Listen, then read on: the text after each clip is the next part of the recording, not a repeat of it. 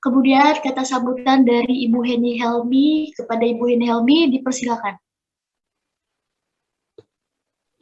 Baik, terima kasih moderator. Bismillahirrahmanirrahim. Assalamualaikum warahmatullahi wabarakatuh. Waalaikumsalam warahmatullahi wabarakatuh.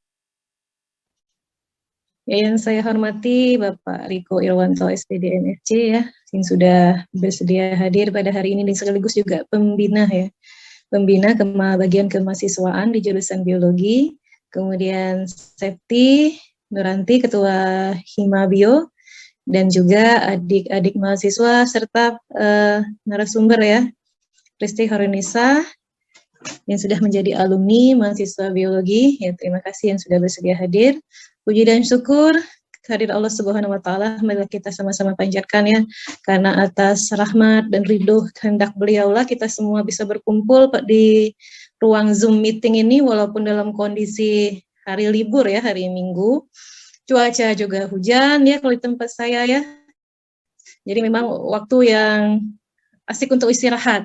Tapi alhamdulillah semuanya punya keinginan besar untuk belajar pada hari ini bersama-sama berdiskusi ya.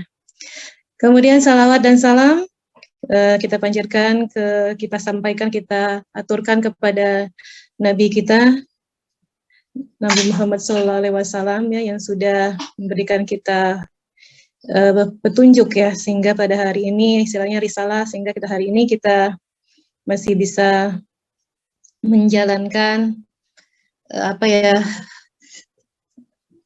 menjalankan petunjuk yang di atas sana ya, melalui contoh tauladan dari Nabi Muhammad SAW ya. Semoga kita semua mendapatkan syafaat beliau di yaumul akhir nanti. Jadi adik-adik semester 2 dan semester 4 ini yang hadir pada hari ini ya. Dan juga mungkin ada semester 6 juga ya, ataupun ada yang lintas jurusan, bahwa kita akan menghadapi UTS. Kita akan menghadapi UTS, kita akan menghadapi UTS besok ya, besok pada hari Senin tanggal 28. Memang kita harus mempersiapkan diri dengan baik, dan salah satunya ini belajar dari orang yang sudah pernah melewatinya, yang sudah berpengalaman dan berprestasi dalam hal ini ya. Artinya apa? Di sini narasumber sudah melewati masa-masa yang pernah kalian lalui ceritanya, yang akan kalian kita lalui ya, yang akan kalian lalui pada saat masa-masa UTS. Jadi memang guru itu adalah pengalaman yang terbaik ya. Jadi belajar dari orang yang sudah berpengalaman tentunya merupakan salah satu tips dan trik juga ya. Tips dan trik untuk sukses menghadapi UTS. Nah, jadi yang namanya ujian ya, tidak hanya ujian dalam bidang perkuliahan dari ini ya, ujian itu tidak hanya pada saat kuliah saja ya, ada ujiannya, dalam kehidupan juga banyak ujiannya ya. Nah, salah satu ujian kehidupan ini adalah ujian tengah semester ini ya. Jadi memang harus dipersiapkan dengan baik. Nah, tadi yang dikatakan oleh Ketua Hima tadi, ya kita harus mempersiapkan diri, ya dengan cara apa? Dengan cara belajar. Kemudian bagaimana cara belajarnya, tips dan triknya. Nah ini bisa dipelajari dari wisudawan terbaik yang kemarin ya, Krista Khairunisa. Nah jadi bagaimana bagi fase-fase dan masa-masa yang akan kalian hadapi. Nah jadi dalam hal belajar kita sendiri sepertinya yang lebih paham ya, gaya belajar kita itu tipenya bagaimana. Apakah kita tipe orang yang audio, visual, kinestetik ya, itu kan ada banyak-banyak yang mungkin Pak Riko yang lebih paham ya mengenai cara-cara belajar ini ya. Cuma sebagai seorang pembelajar kita juga harus memahami dari kondisi kita ya, dengan kondisi bagaimana kita lebih mudah untuk menerima atau istilahnya menyerap informasi ya. Jadi kita yang tahu cara belajar kita bagaimana, nanti ya Kak Pristi mungkin akan berbagi, Kak Prista ya akan berbagi pengalamannya. Bagaimana beliau melewati masa-masanya yang mungkin bisa diadaptasi. Saya sedikit flashback pada zaman saya masih kuliah S1 dulu ya. Saya juga kan pernah mengalami masa-masa seperti kalian juga ya. Masa-masa UTS pada saat S1 memang peranan himpunan mahasiswa bagi saya sangat besar ya di situ ya. Saya bisa berdiskusi dengan kakak-kakak tingkat, tipe-tipe dosen ini gimana ya, kalau mata kuliah ini gimana, soal-soalnya gimana, kemudian tipe dosennya ini seringnya memberikan soal dalam bentuk apa misalnya. Informasi-informasi seperti itu juga bagi saya itu merupakan suatu hal yang sangat membantu ya. Belajar berkelompok, kemudian bersama dengan anggota-anggota Hima dan teman-teman kita ya, kemudian belajar dari kakak-kakak kelas, kemudian kalau dulu saya himpunan mahasiswanya punya bank soal ya, punya bank soal dari semester berapa, dari tahun berapa itu suatu mata kuliah. Nah, sehingga kalau kurikulum yang nggak berubah tuh nggak jauh-jauh dari situ juga ya soalnya ya. Jadi sangat membantu diskusi seperti ini ya. Jadi saya apresiasi untuk ketua himpunan dan juga pembimbing himpunan, pembimbing kemahasiswaannya Pak Riko yang sudah menyelenggarakan kegiatan ini. Tanpa berpanjang lebar ya, karena memang kalian juga harus mempersiapkan untuk belajar untuk UTS ya hari Senin besok. Jadi kegiatan diskusi tips dan trik menghadapi UTS pada hari ini saya buka dengan mengucapkan lafaz bismillah. Bismillahirrahmanirrahim. Ini perlu ketok palu ya, nah ketoknya ketok meja aja ya. Nah dibuka ya, ini acaranya, kegiatannya. Harapan saya kegiatan ini bisa dimanfaatkan dengan sebaik-baiknya diskusinya ya dengan Kak Prista Hoirunisa. Bisa dimanfaatkan sebaik-baiknya, menggali informasi ya dari Kak Prista, karena memang Kak Prista ini merupakan salah satu narasumber yang pilihan terbaik lah ya, pilihan terbaik karena beliau juga wisudawan terbaik. Jadi kalian belajar dengan orang yang tepat ya. Akhir kata saya akhiri pembukaan ke diskusi ya, diskusi tips dan trik untuk menghadapi UTS. Harapan saya dan doa saya semoga lancar semuanya, baik kegiatannya berjalan lancar, juga nanti UTS kalian selama satu pekan ke depan ya juga berjalan dengan baik. Akhir kata, Assalamualaikum warahmatullahi wabarakatuh. Waalaikumsalam warahmatullahi wabarakatuh. Baik. Sekalian saya minta izin juga ya, ini saya karena ada kegiatan lain, ini kegiatan keluarga, saya izin live duluan ya. Silakan dilanjutkan ya. Jadi saya juga mohon izin juga kepada semuanya ya. Assalamualaikum warahmatullahi wabarakatuh. Baik Bu, terima kasih.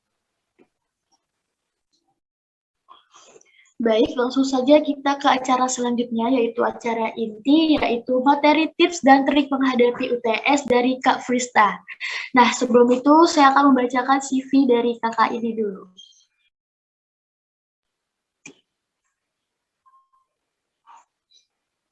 Nama beliau Prista Karunisa, tempat tanggal lahir Jambi 25 Agustus 2001, alamat sekarang Keramat Pangkal Pinang.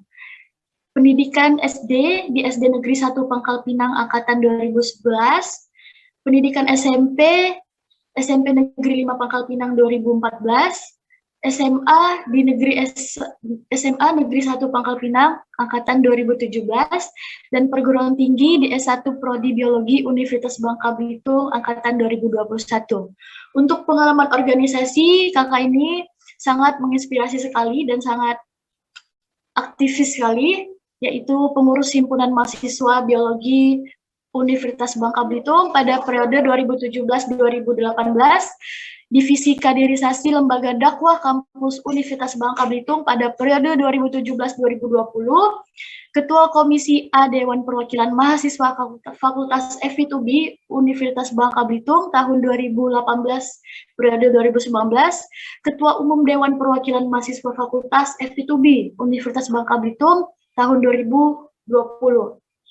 Untuk pengalaman asisten praktikum, pernah di asisten praktikum 2 kelas biologi dasar Prodi MSP tahun 2019, asisten praktikum 1 kelas mikrobiologi dasar tahun 2019, asisten praktikum 2 kelas invertebrata tahun 2020, asisten praktikum 2 kelas struktur hewan 2020. Untuk kegiatan beliau saat ini yaitu internship startup digital prakerja di platform pendidikan untuk penyandang disabilitas dan non-disabilitas agar memiliki kesetaraan dalam aspek pendidikan, aksesibilitas, dan pekerjaan, asisten praktikum di mata praktikum mikrobiologi dan parasitologi Poltekkes. Baik, jadi itu tadi CV pribadi dari Kak Konisa, sangat menginspirasi. Sebelumnya tepuk tangan dulu dong buat kakak kita. Langsung saja kita serahkan kepada Kak Prista. Kepada Kak Prista dipersilakan. Ya, Assalamualaikum warahmatullahi wabarakatuh. Sebelumnya saya mengucapkan terima kasih dulu ya kepada mungkin yang hadir di sini ada tadi Kak Sefti ya yang masih hadir itu sebagai ketua Himabio untuk periode tahun ini ya. Dan juga pada moderator tadi, terima kasih untuk kesempatannya. Jadi sebenarnya kalau misalnya saya diundang untuk berbagi tips ya, sebenarnya kakak inginnya kita lebih kepada diskusi gitu.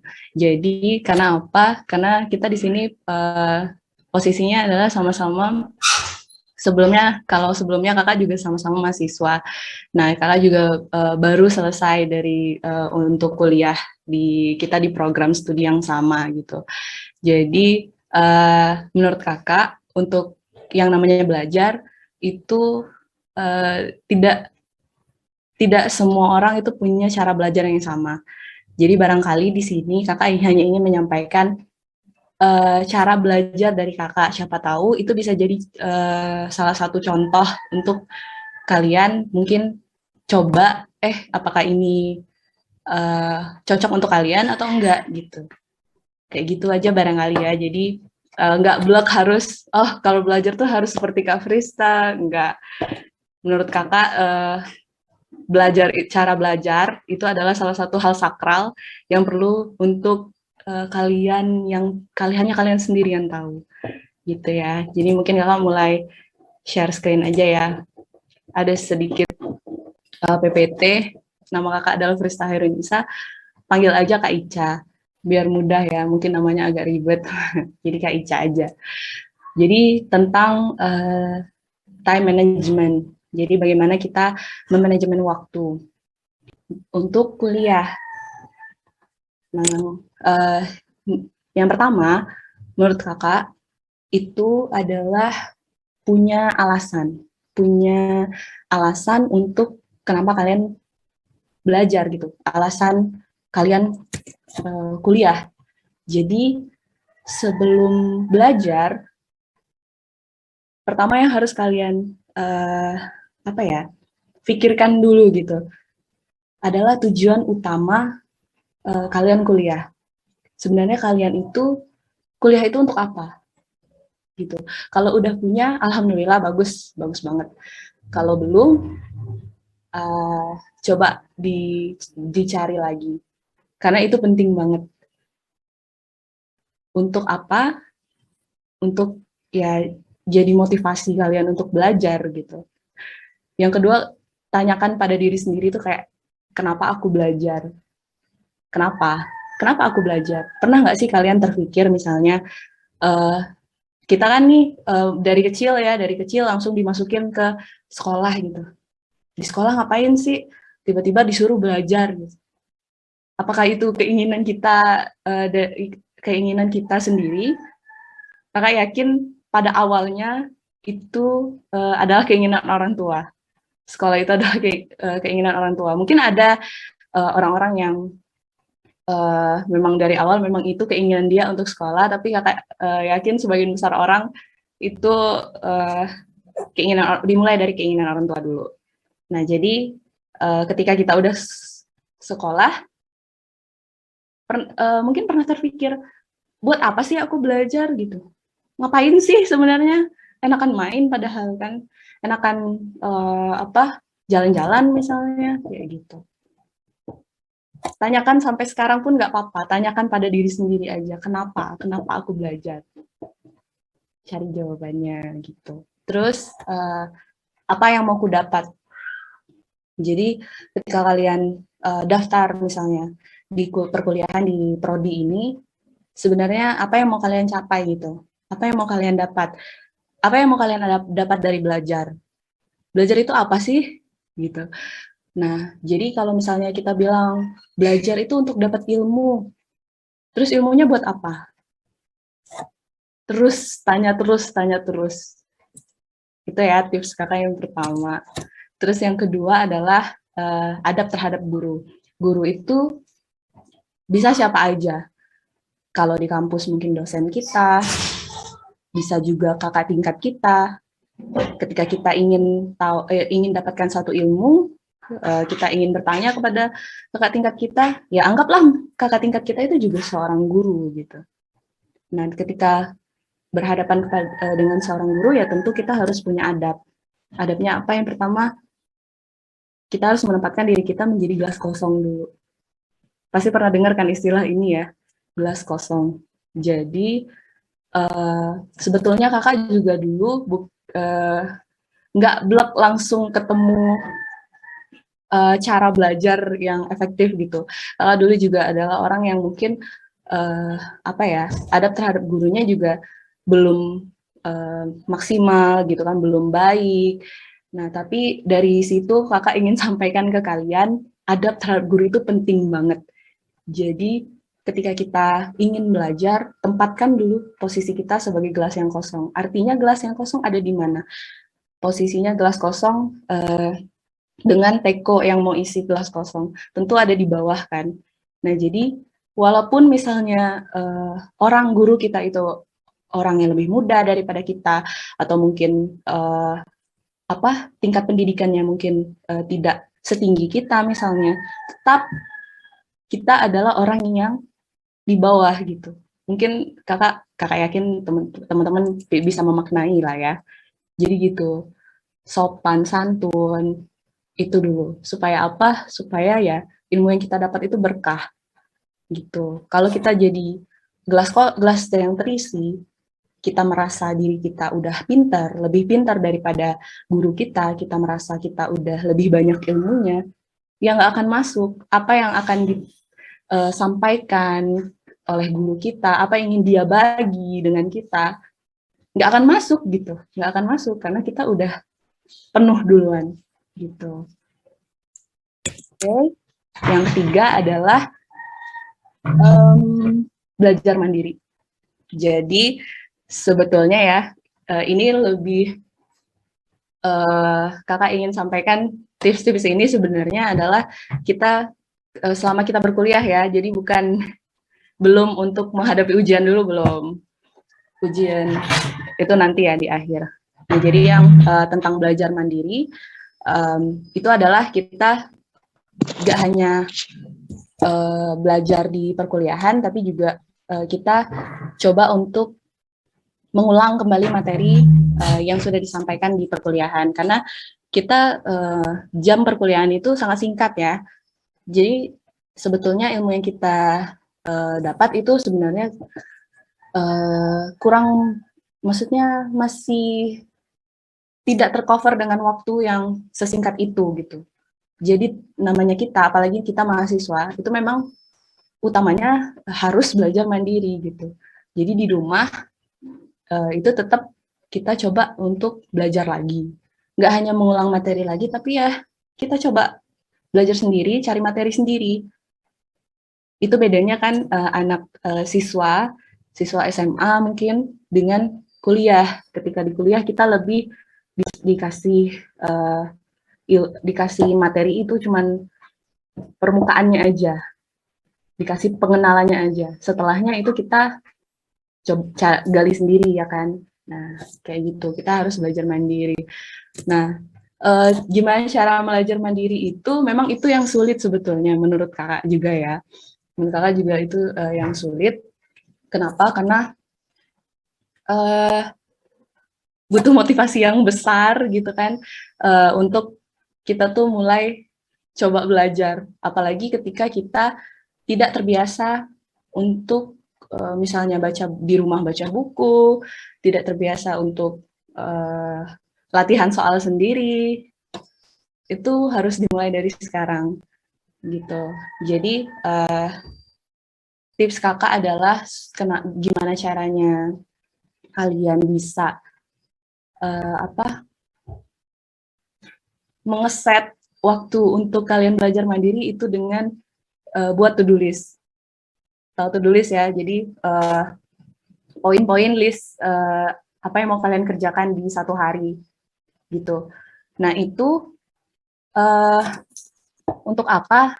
Untuk supaya menghindari kita biasanya kakak juga suka nggak tahu mau ngapain, tiba-tiba misalnya setelah kuliah nih, kosong, waktunya kosong, mau ngapain ya gitu. Nggak ngapa-ngapain, akhirnya cuma tidur-tiduran, atau cuma ngobrol-ngobrol aja sama teman gitu. Padahal sebenarnya tugas banyak gitu kan, laporan numpuk misalnya kayak gitu. Nah, jadi cobalah buat to-do list. Jadi to-do list ini kalau kakak itu pakai aplikasi Google Calendar. Jadi di Google Calendar itu mudah banget, kalian bisa bikin list pekerjaan yang mau kalian buat, itu ada time-nya, ada waktunya. Nah, ini sebenarnya kakak malu sih. Ini contoh list kakak waktu itu di tahun 2020 ya.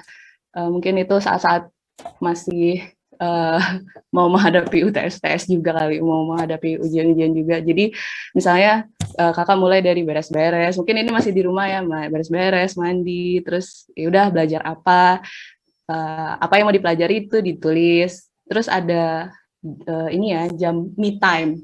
Jadi maksud me time itu adalah waktu istirahat gitu. Jadi kita bukan robot, kita tuh butuh me time. Nah, jadi kalau misalnya kalian nggak pakai Google Calendar juga bisa ada banyak aplikasi lain, misalnya kayak Keep, Notion, Trello. Itu bisa kalian cek sendiri lah mana yang paling cocok buat kalian, itu bisa kalian pakai gitu ya. Kalau kakak utama banget punya to-do list. Gitu.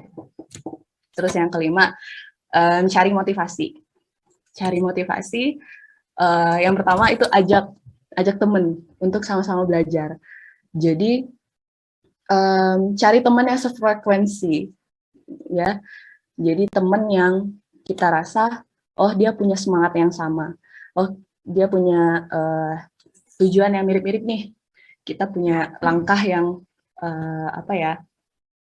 hampir sama ininya, kecepatannya gitu. Nah, ajak teman-teman yang kayak gitu. Sorry, bahasa kakak mungkin agak sulit, bahasa kakak agak ini ya, ribet. Teman yang asik deh, teman yang asik, teman yang kalian ngerasa nyaman gitu kan, teman yang oke kalau misalnya diajak gitu, diajak belajar, ayo gitu. Nah, itu teman-teman yang kayak gitu, ajak untuk belajar, nggak cuman buat diajak main misalnya, main bareng, boleh, cuman kita kan masih posisinya masih jadi mahasiswa ya, utamakan belajar dulu. Terus kalau kakak ya, untuk dapat motivasi, itu kakak biasanya nonton YouTube. Jadi YouTube tuh nggak selalu isinya tentang ini ya, nggak selalu hahaha hiburan semata, tapi coba kalian cek misalnya YouTuber yang mereka belajar gitu. YouTuber contohnya kayak mungkin siapa ya yang terkenal, Jerome Pauline misalnya, atau siapa, pokoknya kalau kakak biasanya itu YouTuber siapa ya, Ruby Granger. Kalau kakak biasanya, kakak suka nonton YouTube dia karena dia rajin banget gitu. Ketika kita nonton vlog dia, kerasa kayak ya ampun aku males banget. Aku nih ngapain sebenarnya? Karena dia memang dia tertata gitu, kegiatan dia dalam sehari walaupun hanya di rumah, dia bikin to-do list juga untuk belajar. Nah, jadi lihat motivasi dari teman-teman di YouTube yang belajar. Kalau itu jadi tips juga sih buat teman-teman yang misalnya di rumah aja gitu, nggak bisa ketemu temennya misalnya. Nah, cek YouTube. Bisa juga lihat feeds Studygram misalnya. Jadi kalau di Instagram itu biasanya ada juga Studygram. Biasanya kalau kakak yang kakak suka itu, coba kalian cek Study TEE. Nah, dia itu nge-share tips-tips belajar, terus tips misalnya bikin catatan yang enak dibaca gitu. Itu kadang jadi motivasi juga untuk mulai belajar. Terus olahraga. Kenapa olahraga? Gimana ya? Kalau kakak merasakan pribadi ketika habis olahraga itu rasanya otak itu lebih fresh, Jadi otak itu lebih apa ya? Kayak kita tuh awalnya mungkin misalnya nih posisinya habis belajar apa ya yang susah ya, biologi molekuler misalnya kan, udah butek kepala tuh, lari aja. Lari misalnya kan, lari terus abis lari tuh kan kita capek nih apa ngos-ngosan, terus setelah lari tuh kayak lebih seger aja di fisik ya, di badan lebih segar. Nah itu rasanya kayak oh udah ini deh, udah siap untuk belajar lagi gitu. Tapi mungkin abis keringetan mandi dulu ya. Jadi olahraga itu boleh jadi tips kakak juga untuk kalian sebelum kalian mulai belajar. Pagi-pagi nggak harus lari, misalnya bisa kalau mau di rumah aja bisa senam misalnya gitu ya. Gitu. Terus yang keenam itu singkirkan gangguan. Jadi ketika kita udah ngeset nih satu waktu kita mau belajar misalnya satu materi gitu ya, kita mau belajar satu materi mikrobiologi misalnya. Nah kita udah ngeset 1 jam kita mau belajar itu, singkirkan gangguan yang mungkin bakalan ganggu waktu kita 1 jam itu. Kenapa? Karena ketika kita udah capek-capek nih nyari motivasi, kita mulai belajar, kita udah termotivasi, tiba-tiba ada gangguan, itu bakal mecah konsentrasi dan bakal sulit lagi untuk balik ke titik fokus itu tadi. Jadi contohnya ya, misal gangguan itu yang paling utama itu HP. Jadi di HP itu muncul notif sosmed, muncul notif WA, itu sekali aja dibuka, keterusan scroll, atau udah sejam, 2 jam. Jadi tips kakak ya, kalau untuk gangguan HP, itu kalian bisa HP-nya dimatiin atau di silent, itu HP-nya disimpan di tempat yang kalian tidak bisa lihat gitu. Jadi misalnya kalian belajarnya di kamar, simpan di luar kamar. Atau ini ada juga aplikasi misalnya yang bantu untuk ini. Jadi untuk kalian nggak ngecek HP itu, kalian boleh cek aplikasi namanya, kakak dulu pernah pakai Forest. Jadi itu aplikasi yang dia nggak izinin kita untuk buka HP selama set waktu yang kita tentukan gitu. Jadi ya kalian cek sendirilah, siapa tahu cocok buat kalian, silakan dicoba. Terus kamar dan rumah berantakan gitu, itu kadang jadi ini sih, jadi gangguan juga. Kenapa? Karena ketika kita belajar itu rasanya sebenarnya nggak enak. Belajar itu capek. Nah, ketika kita nggak enak, capek, kita lihat yang lain ke sekeliling tuh, lihat ke sekeliling, kasur berantakan, beresin dulu gitu. Beresin dulu. Padahal sebelum mulai belajar kan bisa diberesin ya, tapi nggak diberesin tuh. Baru kepengen ngeberesinnya pas lagi belajar. Kenapa tuh kira? Misalnya itu karena ini sih, karena kita merasa beresin kasur itu lebih mudah daripada belajar, dan kita merasa belajar kita bisa digantiin dengan beresin kasur gitu. Jadi saran kakak ya, kakak juga biasanya sebelum mulai belajar, kamar harus rapi dulu, rumah juga harus rapi dulu. Karena kadang-kadang kan, apalagi yang ciwi-ciwi ya, nanti lagi di sesi belajar tuh, Ica itu belum cuci piring dulu. Ica sapu dulu rumah. Itu bakal mecah fokus dan konsentrasi ya. Jadi lebih baik itu disingkirkan dulu, diselesaikan dulu maksudnya, bukan disingkirkan. Terus lapar dan haus. Jadi ketika kita lapar haus di tengah-tengah gitu kan, di tengah-tengah kita lagi belajar, itu pasti pengen ngambil dulu minum lah, ngambil dulu makan, berdiri. Akal susah buat balik lagi ke meja belajar itu. Jadi saran kakak, kalian makan dulu sebelum belajar atau siap minuman itu disiapin di samping meja sama cemilan lah gitu. Itu disiapin dulu di meja. Jadi supaya kalian nggak berdiri dari tempat kalian belajar. Karena kalau udah berdiri itu udah pecah konsentrasi lagi ya, gitu. Itu ya. Nah, itu mungkin adalah tips-tips belajar selama berkuliah ya. Jadi kalau misalnya untuk ujian, di minggu ujian, gimana belajarnya? Ya pasti mungkin beda ya. Nah, apalagi ini ujiannya besok ya, baru dapet tipsnya sekarang. Kalau saran kakak ya, kalau misalnya di minggu ujian, itu kita buat ringkasan materi. Jadi ringkasan materi itu untuk kita hafal. Kita di biologi kakak, ini kan kita sama-sama tahu lah banyak hafalannya ya. Nah itu jadi kalau kakak mungkin metode belajar yang efektif buat kakak itu adalah menulis.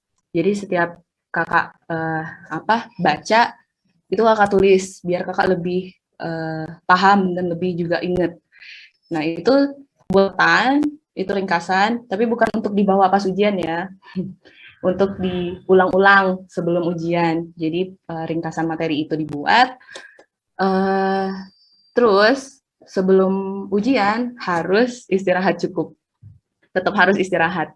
Jadi harus tidur, jangan nggak tidur.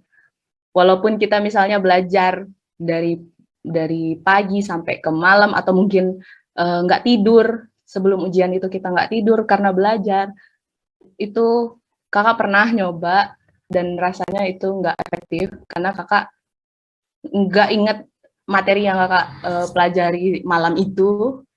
Mungkin yang kakak ingat cuma sekitar 20-30%. Jadi dan kakak rasanya saat ujian itu lebih kededap, lebih kededap, terus juga nggak nyaman, badan nggak nyaman, ngantuk, dan nggak fokus, sulit untuk fokus. Jadi menurut kakak daripada nggak tidur karena belajar SKS misalnya ya, lebih baik ya udah belajar secukupnya, maksudnya sampai jam kita harusnya tidur, terus kita tidur. Nah, setelah tidur itu kita bangun pagi. Lebih baik kalian tidur dulu, terus bangun pagi, belajar lagi. Gitu. Jadi bangun pagi. Nah, kalau kakak ya dulu waktu masih ujian, zaman-zaman masih ada ujiannya, itu kita misalnya di hari ujian datang pagi-pagi. Datang pagi-pagi, biasanya teman-teman juga semuanya datang pagi-pagi. Ngapain? Ini, ngulang hafalan bareng. Jadi, misalnya kakak punya kertas tadi, ringkasan materi kakak. Nah, teman kakak juga punya ringkasan materi dia. Jadi, misalnya teman kakak misalnya Muti. Nah, Muti ini nanti pagi-pagi ketemu Muti. Kita sama-sama ngulang hafalan kita nih. Terus, setelah kakak ngulang pas kakak ngulang hafalan kakak, Muti dengerin. Jadi Muti dengerin hafalan kakak. Terus mungkin ada beberapa materi yang nggak Muti catat, tapi kakak nyatet. Nah itu, jadi ngafal bareng.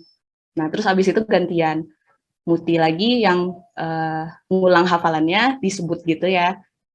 Terus kakak yang denger, dan ikut ngafal juga. Nah biasanya gitu, sampai masuk. Sampai pengawasnya datang nyuruh masuk, nah itu kita masih ngulang-ngulang kayak gitu biasanya. Kalau di kalian gimana, kakak pengen penasaran juga, nanti kita bahas ya. Terus yang paling penting doa dan minta doa orang tua juga, itu penting banget sih menurut kakak. Jadi sebelum kalian pergi ujian, datengin dulu orang tua, minta doanya, terus salam pamitan gitu. Nah, itu sih paling ya kalau tips trik dari kakak. Mungkin habis ini kita diskusi aja. Siapa tahu ada pertanyaan, kita paralel aja gitu ya. Mungkin kakak kembalikan ke moderator. Terima kasih. Terima kasih kepada Kak Ica yang telah memberikan tips-tipsnya. Teman-teman ada yang ingin ditanyain nggak mengenai tentang tips and trick untuk UTS ini? Kalau ada, langsung aja raise hand ya.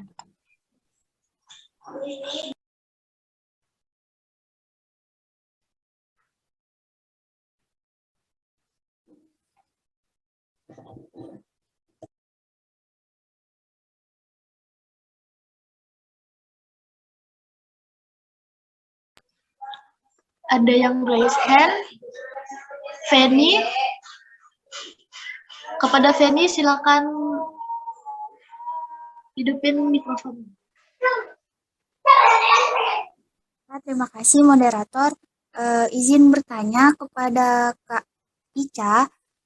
Kita kan kuliah itu kita nggak punya buku pegangan. Nah, jadi gimana sih Kak tipsnya untuk kita tuh biar kita tuh belajar tapi bisa gitu tanpa buku pegangan gitu. Maksudnya kan kalau misalnya di SMA kan kita punya satu mapel tuh satu buku. Nah, kalau di kuliah kan banyak referensi. Nah, itu gimana Kak tipsnya? Terima kasih. Terima kasih kepada Feni. Bagaimana Kak Ica? Ini langsung mau dijawab atau? Ya, langsung dijawab aja, Kak. Baik. Ya. Jadi untuk Feni, ya benar banget kalau di kuliah itu kita nggak punya buku pegangan ya. Jadi kita kayak nggak punya buku yang benar-benar itu doang yang kita baca. Nah, itu poinnya. Jadi yang kita pelajari di kuliah itu biasanya kita dikasih RPS ya, rencana perkuliahan semester. Nah, itu ada isinya itu adalah bab-bab yang yang mau dipelajari selama satu semester itu. Nah, jadi yang dikasih itu judul besar ya, judul besarnya. Nah, itu makanya kita sebenarnya lebih fleksibel untuk milih sumber belajar kita. Jadi kalau misalnya nggak harus buku, kalian bisa lihat di internet, bisa kalau di internet kadang ada juga PDF ya. Nah, itu bisa kalian baca. Terus juga di YouTube itu banyak banget video-video pembelajaran dan itu membantu sekali. Kakak biasanya juga belajar itu banyak dari YouTube karena lebih mudah untuk dipahami ya. Nah, jadi materi-materi itu yang kita pelajari. Dan apa ya, kalau misalnya buku mungkin kalian bisa cek di perpustakaan. Di perpustakaan kita kan sebenarnya udah lumayan lengkap, dan salah satu buku yang menurut kakak untuk anak biologi harus baca itu adalah buku biologi Campbell, tahu kan? Yang ada tiga jilid ya, ada 3 jilid. Nah, itu menurut kakak ya, 3 jilid itu isinya udah kayak hampir seluruh apa yang kita pelajari di biologi selama perkuliahan S1 ini gitu. Jadi sampai sekarang pun sebenarnya kakak belum habis baca Campbell, masih proses, tapi menurut kakak itu salah satu yang harus wajib dibaca sih. Nah gitu. Nah terus ini, jadi kalau dari kakak ya, kalau kita belajar di kuliah karena kita nggak punya buku, pertama kalian harus perhatiin kuliah dari dosen itu. Jadi perhatiin, jadi ketika di ruang kelas itu ya adab tadi, dengerin, jangan sambil main HP misalnya, jangan sambil ya bikin tugas misalnya atau yang lain gitu. Ya dengarkan penjelasan dari dosen, nah dicatat. Biasanya dosen ngasih permukaan aja ya dari mata apa sih bab ya atau ini topik yang dibahas hari itu. Nah, itu dicatat. Nah, setelah itu baru kita dikasih tugas kan, dikasih tugas biasanya kan. Nah, tugas itu biasanya tujuannya adalah supaya kita belajar mandiri. Jadi tugas itu dikerjakan, cari referensinya bisa dari tadi buku, bisa dari internet, dari YouTube kalau untuk lebih memudahkan kita memahami ya. Jangan disitasi tapi jangan misalnya bikin laporan atau bikin tugas itu dijadikan sumber misalnya jangan. Cuma itu untuk membantu kita lebih memahami aja. Gitu. Mungkin gitu sih Fanny. Kalau ada ini enggak pertanyaan lagi enggak? Terima kasih, Kak. Ya, sama-sama. Ada lagi yang ingin bertanya? Oh, Moneta. Kepada Moneta langsung saja. Izin bertanya, Kak. Bagaimana ya, Kak, tips dari Kakak cara menghafal bahasa ilmiah tuh? Kan bahasa ilmiah tuh agak susah. Terus mudah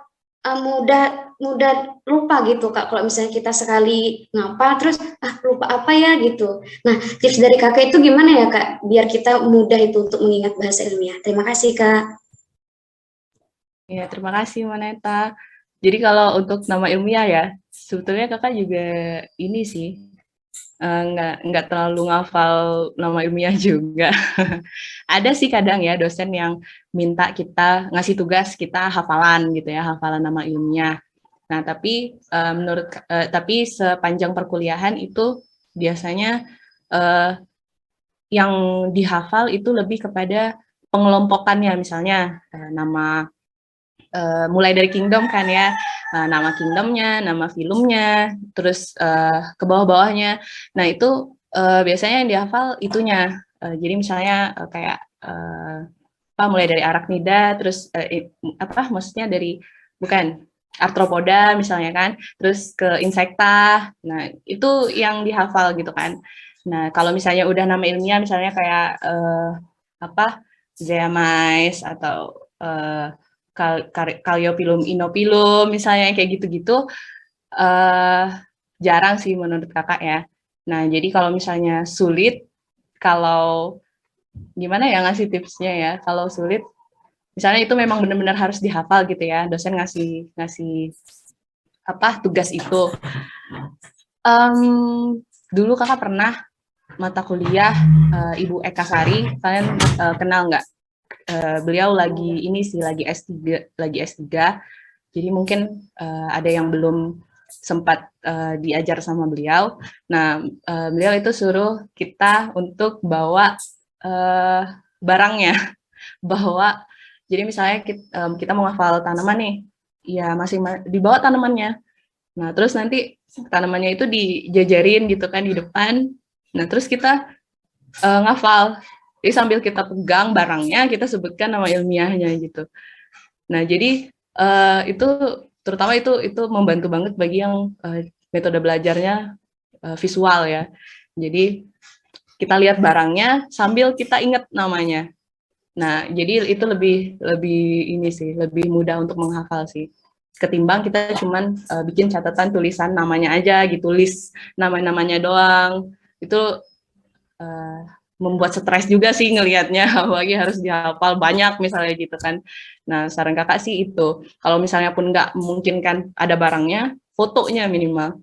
Jadi disampingkan namanya, terus fotonya, gitu. Jadi sambil terus misalnya kita udah percaya diri nih, oh udah hafal, ditutup aja namanya, lihat gambarnya, oh ini apa gitu, kayak gitu. Kayak gitu kalau dari kakak sih, Moneta. Terima kasih, Kak. Sama-sama. Baik, ada lagi yang bertanya? Langsung saja raise hand ya.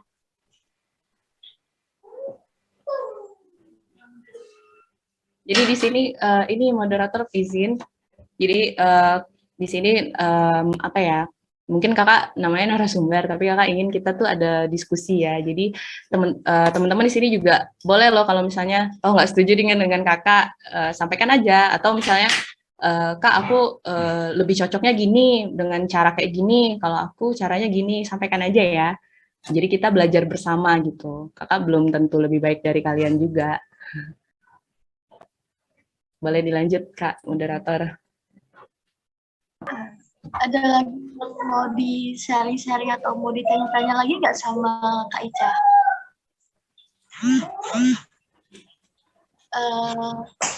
Kalau nggak ada, saya boleh nanya nggak Kak?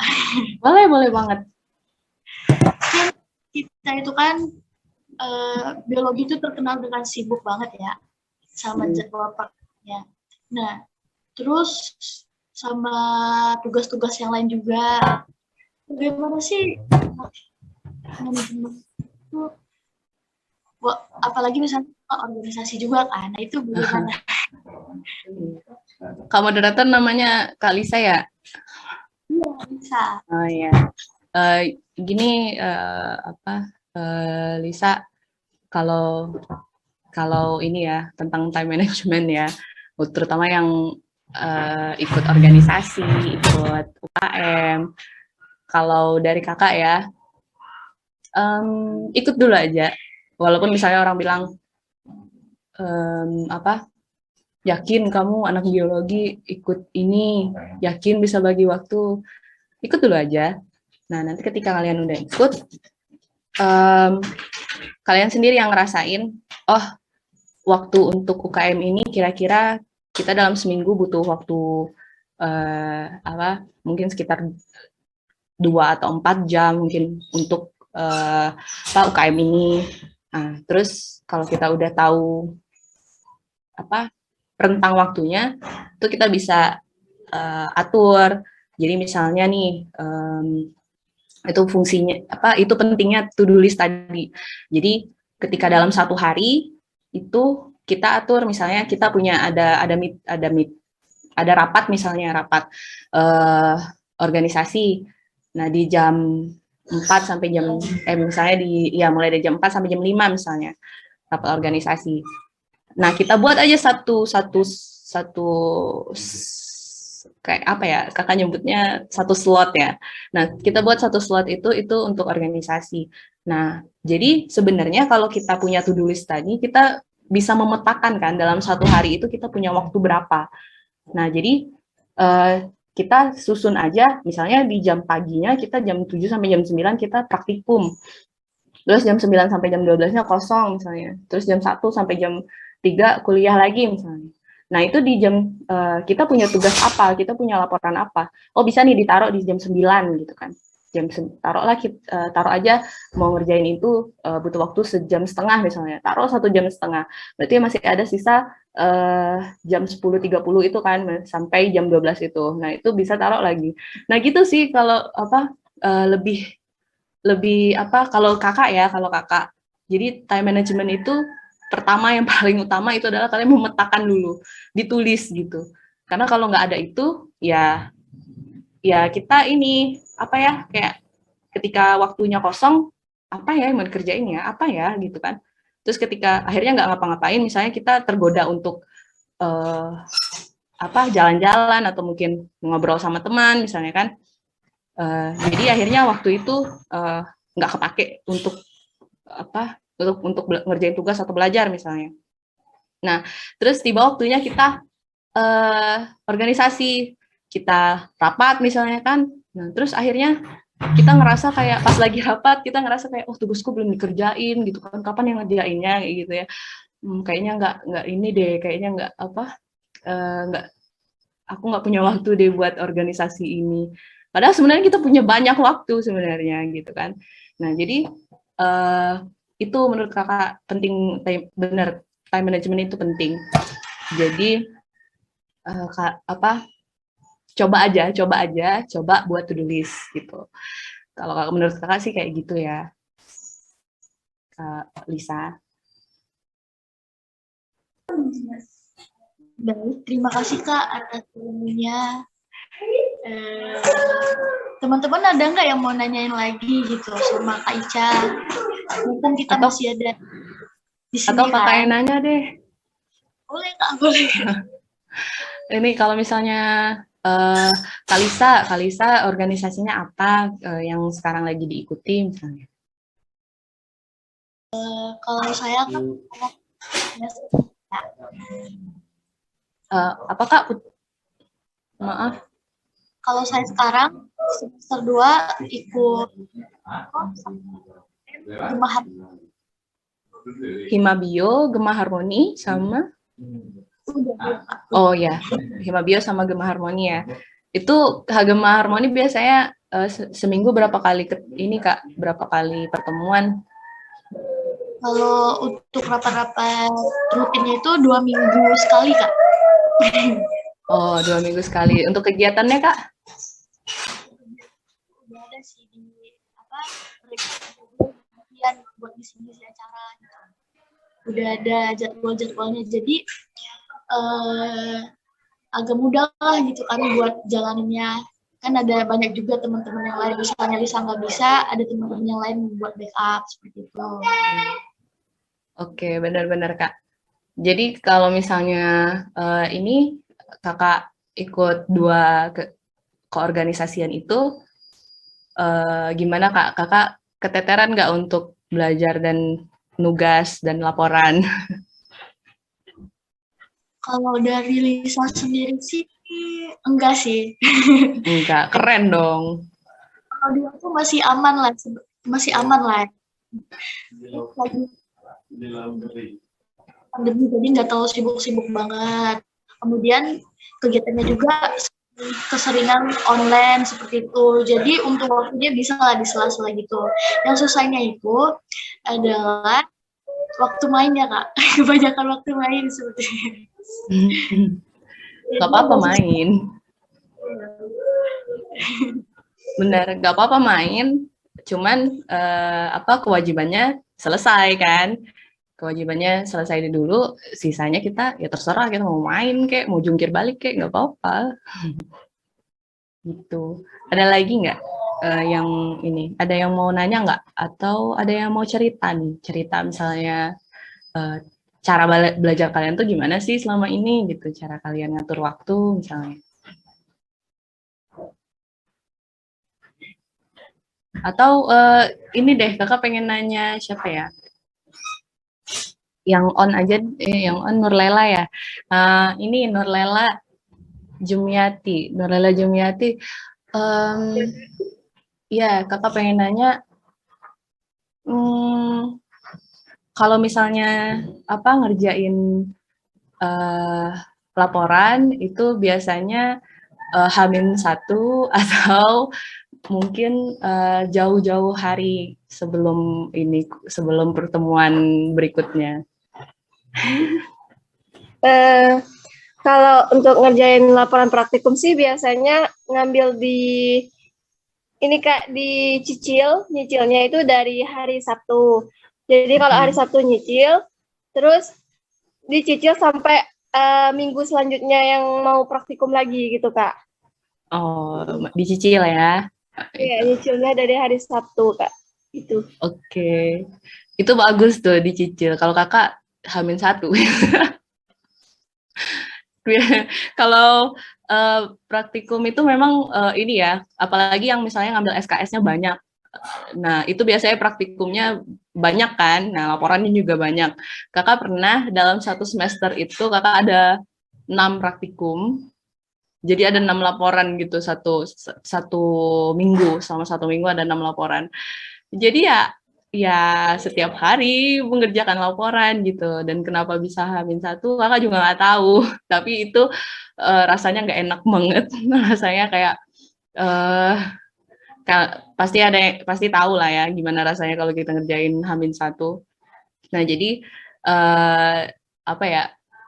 tips kakak itu karena ngerjain H-1 nggak enak, kerjain aja setelah praktikum itu, atau misalnya di jam praktikum itu biasanya kadang-kadang ada waktu kosong kan biasanya, karena jam praktikum itu panjang, misalnya praktikumnya udah selesai sebetulnya.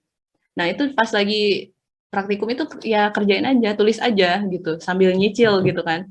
Nah terus mungkin setelah itu belum ada kuliah ya langsung kerjain aja gitu. Kayaknya itu lebih ini less pressure gitu, lebih apa ya, tekanannya lebih nggak banyak tekanan gitu. Kalau kakak sih gitu, apa menurut kakak sih gitu. Cuma sebenarnya kakak juga hamil satu juga sih guys. Dulu tapi boleh deh lanjut. Kalau kakak nanya lagi ya, kakak nanya ini operator deh, Brando Flynn ya namanya ya. Kalau misalnya kalau misalnya ini kan besok ujian nih ya, besok UTS nih. Nah, biasanya satu hari ini tuh Brand Flynn ngapain? Belajarnya gimana?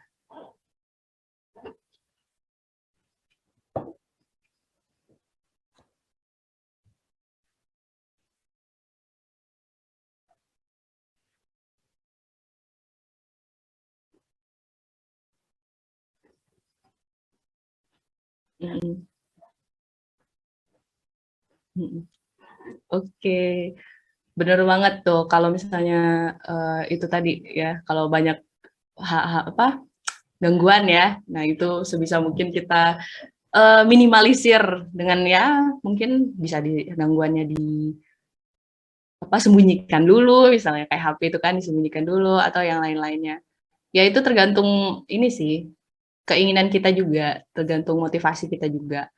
Kalau memang mau belajar ya kita usaha dengan hal-hal kayak gitu, dengan tips-tips tadi, kita usaha dengan hal-hal tadi. Tapi kalau misalnya enggak pun ya sudah gitu.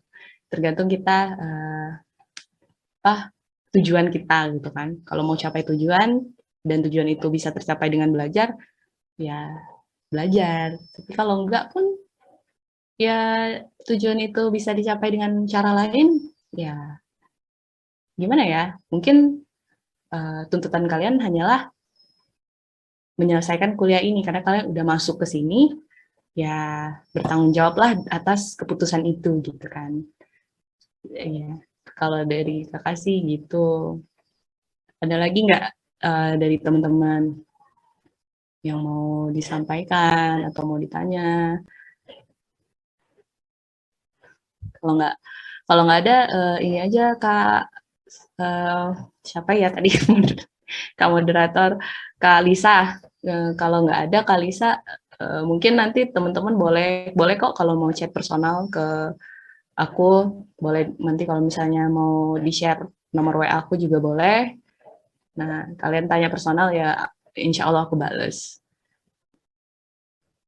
Mungkin aku kembalikan ke Kak Lisa deh. Baik, terima kasih kepada Kak Ica banget apa informasi dan tips and triknya buat kita menghadapi ujian untuk besok dan semoga ini bermanfaat. Terus ada kesimpulan yang dapat saya ambil dari tips and trik dari kakak. Yang pertama itu tipsnya itu belajar untuk mendapatkan ilmu, kemudian adab terhadap guru, belajar mandiri, kita harus menyiapkan to-do list, dan olahraga itu sangat penting banget. Kemudian singkirkan gangguan dari hal apapun itu yang menurut kita itu adalah toxic dan mengganggu kita untuk belajar. Kemudian di minggu ujian itu harus mempersiapkan ringkasan materi dan istirahat yang cukup. Datang pagi-pagi, kata kakak itu tadi bener banget, biar kita itu lebih fokus kalau datang pagi-pagi kan, biar bisa lebih baca buku lagi seperti itu. Kemudian jangan lupa minta doa orang tua, dan itu penting banget. Jadi jangan lupa tips dari kakak Ica tadi, mungkin hanya itu saja. Mungkin ada tambahan dari Kak Safety atau dari teman-teman?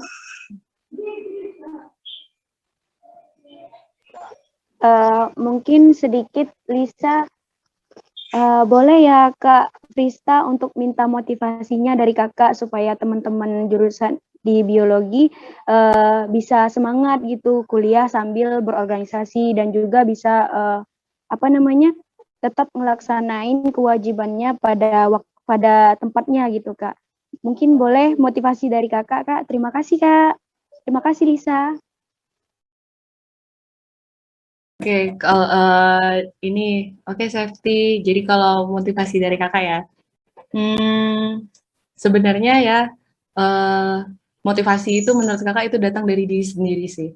Nah, tapi barangkali motivasi yang bisa kakak sampaikan itu adalah kita lahir di dunia ini, itu kita punya tujuan sebetulnya. Kita nggak hanya lahir, makan, tidur, terus mati gitu kan. Nah, jadi dari mana ini, untuk apa, dan akan kemana. Nah, itu dari mana, untuk apa, dan akan kemana.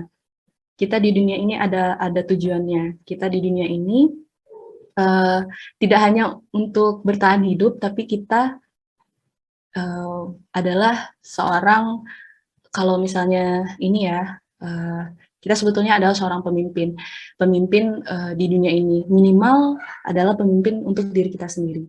Jadi kalau misalnya kita paham dengan itu, harusnya kita akan merasa bersalah kalau misalnya kita menyia-nyiakan waktu gitu. Nah, jadi teman-teman jangan takut untuk berkembang, jangan takut untuk gagal, jangan takut untuk kalah, karena itu semua adalah proses. Jadi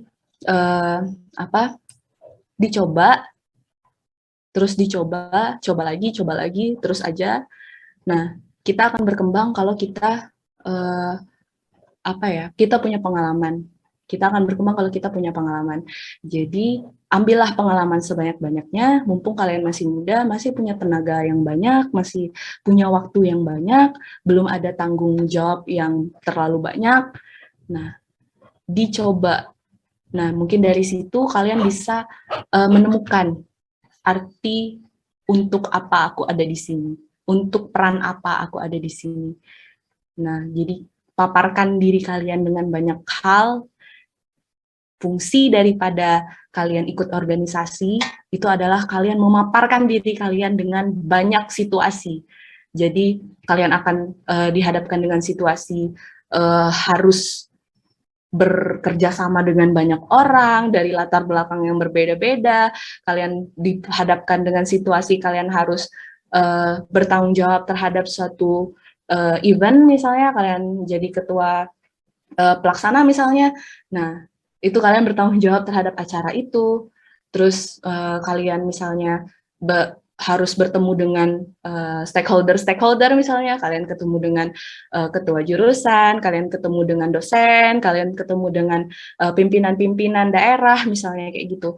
Nah, itu kan kalian ada di posisi kalian terpaksa harus melakukan itu. Nah, dari terpaksa itu kalian akan banyak belajar.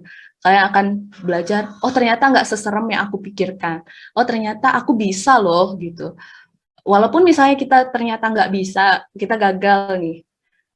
Oh berarti next-nya harusnya sih aku nggak melakukan ini biar nggak gagal lagi gitu.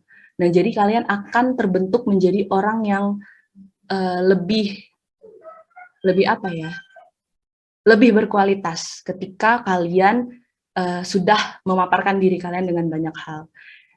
Nah, ketimbang kalian misalnya takut-takut, karena takut kalian akhirnya nggak ikut organisasi, karena takut kalian akhirnya nggak berani mencoba, karena takut gagal misalnya, karena takut gagal kalian nggak mau ikut lomba misalnya gitu kan.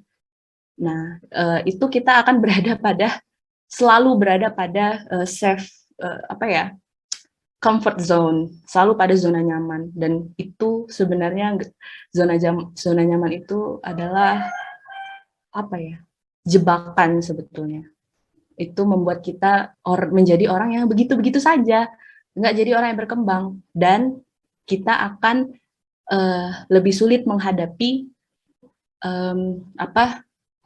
tantangan-tantangan yang lebih sulit nantinya. Jadi kita akhirnya nggak bisa menghadapi tantangan-tantangan ke depan, kayak gitu. Jadi kalau kalian ingin jadi orang yang berkembang, itu tadi, jangan takut mencoba, jangan takut untuk ikut organisasi, gitu. Thank you. Terima kasih Kak Prista. Terima kasih Kak Serti. Baik, Terima kasih atas motivasi dari Kak Ica. Mungkin ini adalah ujung dari kegiatan kita pada hari ini.